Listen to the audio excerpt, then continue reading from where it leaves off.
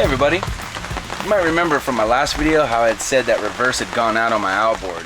Because like I said earlier, I don't have any reverse, so I'm going to end up having to pull this motor apart and see what's wrong with it. Well, I kind of know the problem, and I'm going to attempt to fix it today.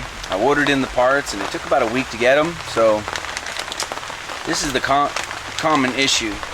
This here is called a clutch dog. Now, I've never actually attempted to fix something like this before, but I'm pretty savvy when it comes to things like that, so I think I could probably do it. I have a full service manual. This is the model that I have. This is for a Suzuki D15. DF15. And I've gone through how to do it in the book. Some of the information in there is kind of pointless for this particular repair because they like to combine a lot of jobs into one. And I know that I could do that all by itself. I don't have to remove the lower unit. So the most important thing about doing these type of jobs is paying attention to where everything goes after you've pulled it out. Anybody can pull apart like a device or a machine or something like that, but putting it back together is the real challenge. So let's say you pull out some seals, you pull the old seals out, you got to make sure that the seals go back in the right way. So you've got to pay attention to where nuts come out so you can put them back in the proper way. Because some nuts and bolts are a little shorter, a little longer than others. So you just have to pay attention to that type of thing. And I know that this outboard right here is a little finicky about which nuts and bolts go where. But it's a pretty straightforward job, I think. And some of the tutorials that I've done are pretty good. So yeah, I think I can attempt that. Some of the tools that you're going to need are the ratchet with the 17 millimeter and a 10 millimeter socket, needle nose pliers, 90 weight oil. This is gear oil, transfer pump, because you have to pump the oil up into the gear case. These are the parts that I had to order. And these are the part numbers to help make it easier for people to find them if they need to do this job themselves. This here is the clutch dog. This here is the rear seal. This here is the shaft seals. And there's two of those. And these are the seals for the drain plugs. Now if you have to order these parts yourself, just feel free to pause the video and write down the numbers so you can contact Suzuki so that you can order these parts yourself. Alright, let's go ahead and get started on this repair. Okay, first thing I want to do is drain the oil from the lower unit. And the way to do that is there's two screws, one at the top that says oil and one at the bottom that doesn't say anything, but that's the fill. That's where you fill it up at. So I'm going to go ahead and loosen the top one. Well, it'd be better if you had a large size Phillips, but I don't have one of those, so I'm going to use the flathead, which is okay because it's the extra big one. Just loosen it. There we go. Get on the bottom there, loosen that one. There it goes. No problem. So go ahead and pull that baby out. Ooh, that fluid looked gross. Ooh, it's nice and slow too. So okay, let's pull that top one and get some. And there it goes.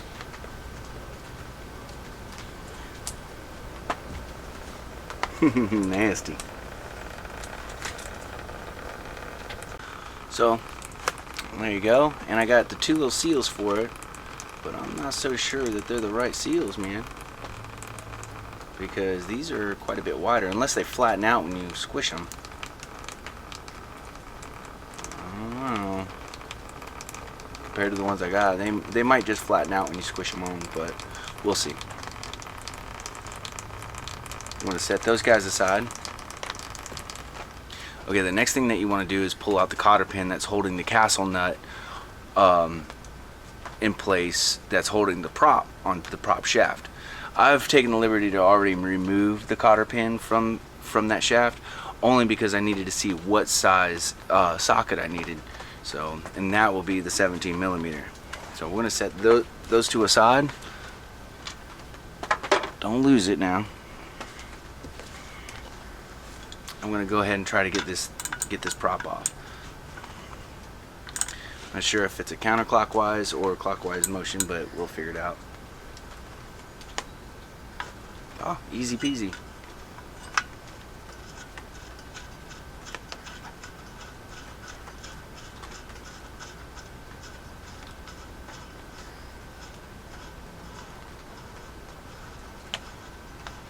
See, I'm taking it easy because I don't want to drop it in the sand. I want everything nice and clean.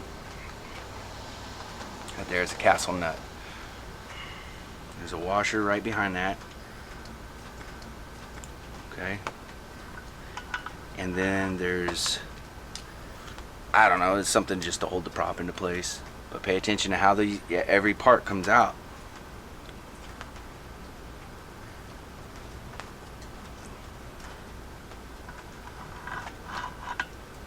And there's the prop. Awesome. I'm gonna just drop those down in there like this so they don't lose anything. I'm gonna set that aside. See, earlier when I was looking at things, I noticed that I had some fishing line wrapped around the prop shaft. So I want to go ahead and get as much of that off as possible.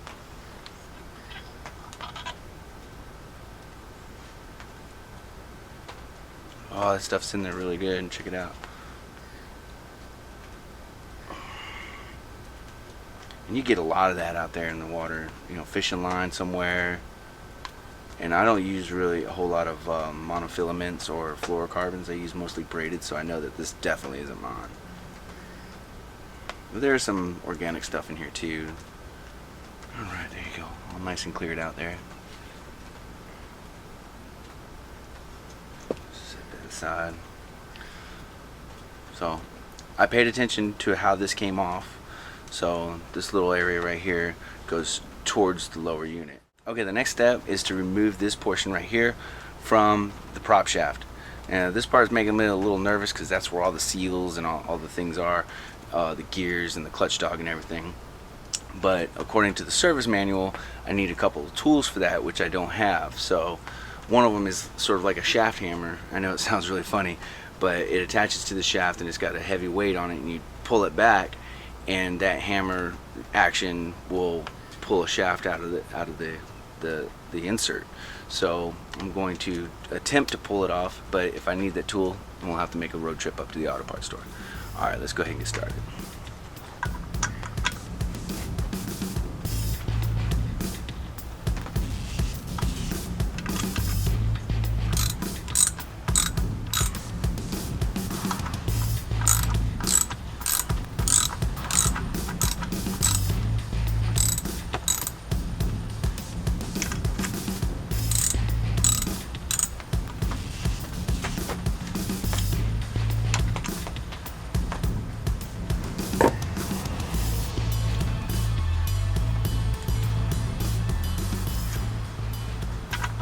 Keep your bolts in your hand. You don't want to drop them in the dirt. We can see that each one is around about the same size, so we don't have to worry about which one's the top or the bottom. Set those aside.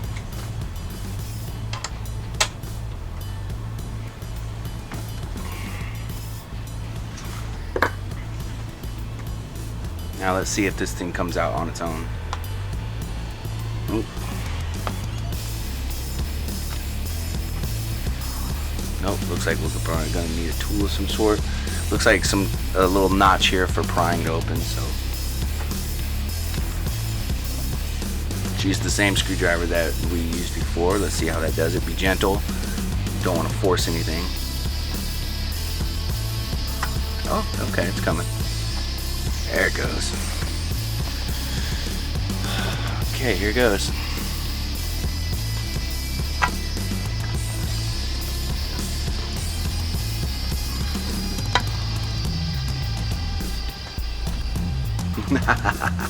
There you go. It came out nice. And I know that there's a spring inside the clutch dog here, right? And then there's a pin that I gotta remove. So everything looks all right. So I'm gonna look down inside the hole here and see if it needs anything else. There is a pin in there. I feel it. So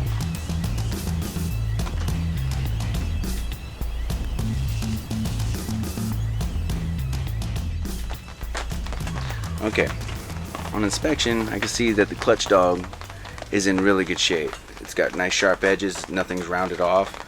It's actually, you know, it looks brand new. So I'm not going to mess with that. I'm not going to pull it apart. I'm not going to replace it. The gear, all the gears look really good. I inspected it inside the housing and everything. I will replace this seal right here. I can't really return them because everything's going to have a restock fee, so it's kind of pointless. So I'll hang on to them as spare parts. It's not a problem to me. But one thing I do know is that when I originally hooked up the remote linkage and everything, I had some problems getting things to fit exactly. So I had to kind of like add pieces, take pieces away, I had to bend pieces. So it may be my fault why that's not going into reverse. But I'm going to pull the shrouds off and I'm going to see if that had something to do with it before I get really crazy. But in the meantime, I'm going to clean this up and I'm going to put this back together.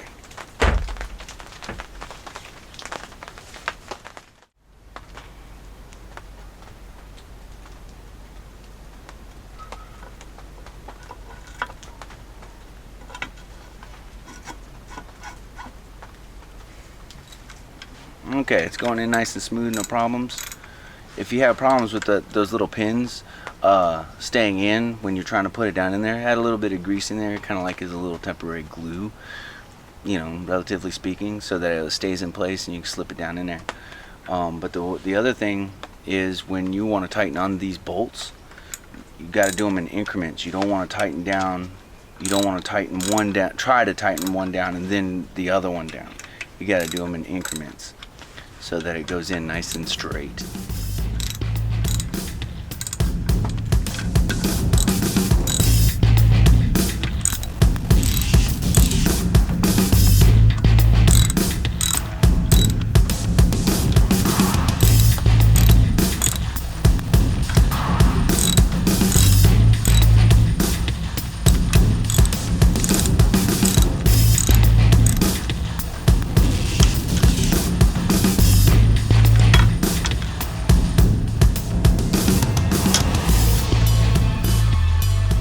Now since it's aluminum versus steel, you want to take it real easy. You don't want to torque these down because you'll strip it out and then you have to go and take it to a technician and have him work on it.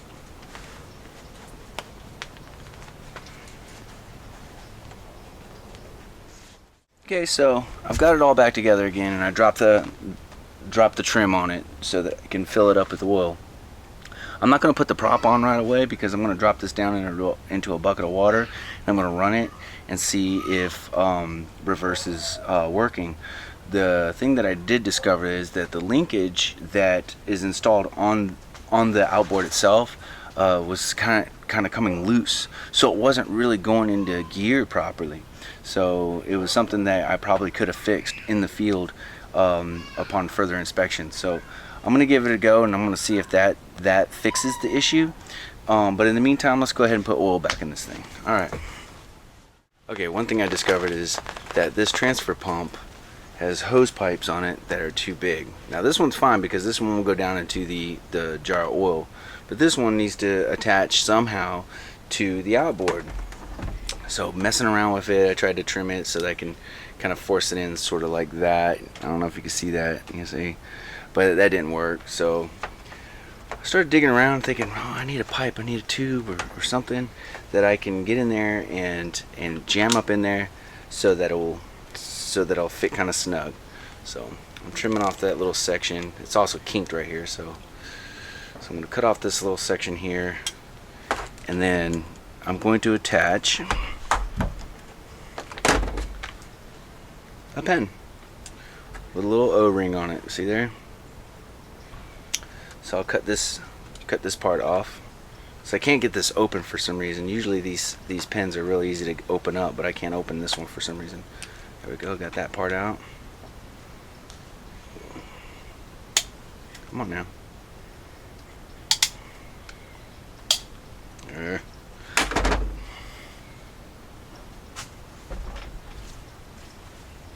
No sense in messing around, right? Come on now.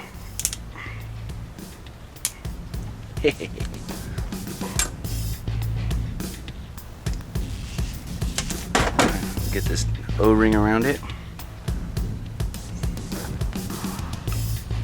O-ring. Stick this down in the hose there. I think I'm gonna add a hose clamp. Hopefully this is small enough. Give it a go and find out.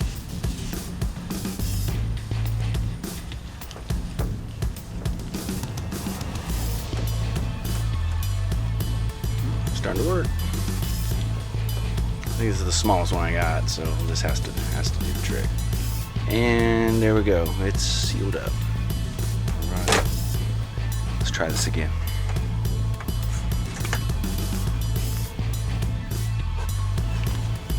Keep everything out of the sand as best you can.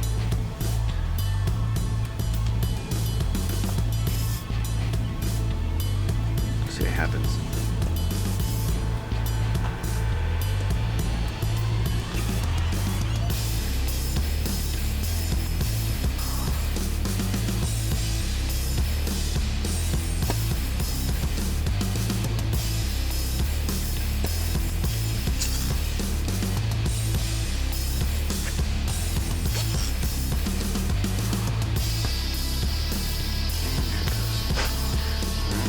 I just step on one side of the handle and while I pump it up and down.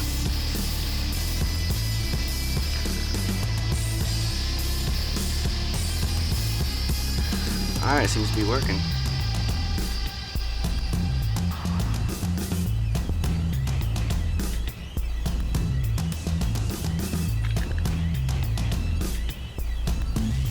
I can hear the oil running in. Alright. It right there. Hold it in place. Drain plug screw in there. Okay.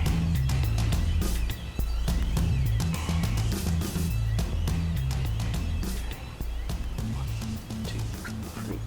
Nice and slow. It's really thick oil, so it usually takes quite a bit of weight behind it for it to flow out. So that's the saving grace about this type of oil. All right, looks like I've done it. Okay, I'm gonna go get my big screwdriver and tighten down those nuts, but I think that was I would say that was successful. Cool.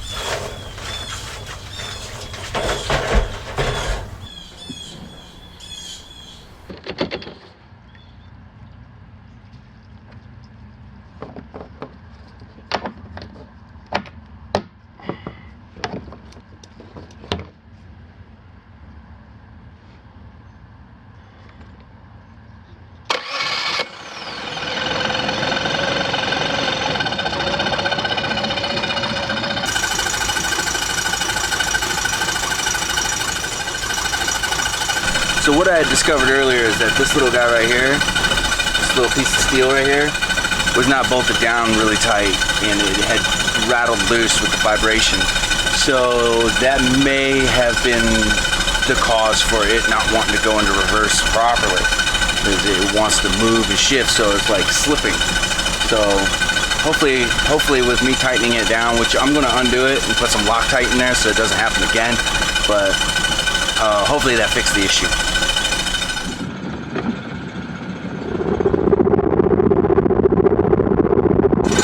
That's it right there. That's awesome. It's in reverse.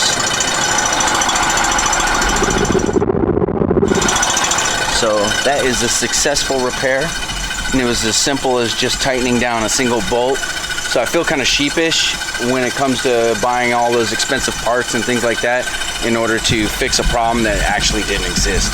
So with that being said, what I've learned is that just check everything out first before you start purchasing a bunch of products like I did, and it would have paid off to double check everything out in the field instead of like going into panic mode and purchasing all these pieces and parts and stuff and I'm glad though, because I have extra parts and I'll just put those away and have them in case something like that really does happen. But at least I know now that I can repair it. It's a simple repair.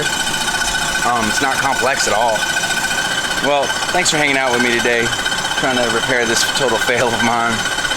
It was a simple fix, as you all could see, and I feel a little sheepish. But like always, thanks for watching. Take care.